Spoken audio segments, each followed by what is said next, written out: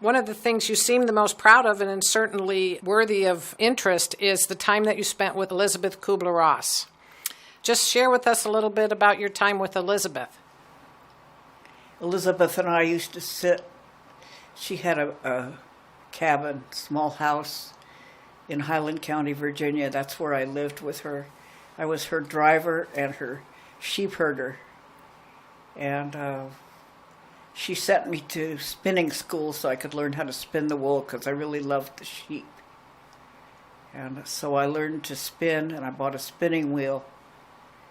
And I spun the wool a lot, and I insisted on getting black sheep. I've always sided with the underdog, so I bought black sheep. I read that she brought her AIDS hospice program to the farm. Did she have that there when you were there, or was that before she did? It wasn't a hospice program, but there were a couple of people there who had AIDS, and the people in the community in Highland County, Virginia, were very, very uptight. And we actually had to have police escort to a couple of the county meetings because they dumped glass on the road and nails on the road. They didn't like her. They wanted her out of there. And sometimes she would say, well, Jesus said, you should love your neighbor. And listen, she wasn't a Bible thumper by any means, but she would pretty freely just quote things from the heart, from the Spirit. Yeah. And I remember one time somebody yelled out, well, you are not Jesus, and she just kind of smiled and just blew it off. Why were the people mad at her? Because she had a couple of people with AIDS there with us at the farmhouse. So that was when people were afraid that AIDS was contagious, so they didn't want anybody near. Really freaking out.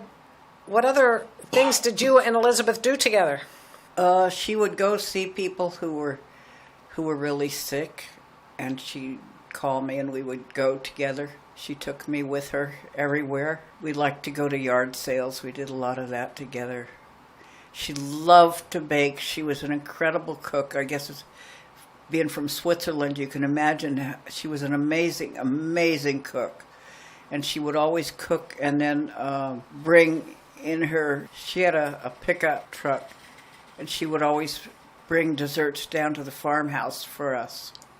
She always cooked for us. We got really irritated at her because she would smoke in the farmhouse. We always raised heck with her about that. But she still did it anyway. I understand you're a practicing Buddhist. Can you give us a little background to that and some of your philosophy and how you live that out? I meditate on the most simple thing there is, which is the breath, because you don't need an external symbol or anything else. The breath is always with you, and I just follow the breath up, down, in and out. That's what this is. Following the breath is so natural. Even while talking, I'm aware of the breath, of the rhythm, of the in and out, the up and down. It's always there. There's no getting away from it. I mean, it's the sustenance of life.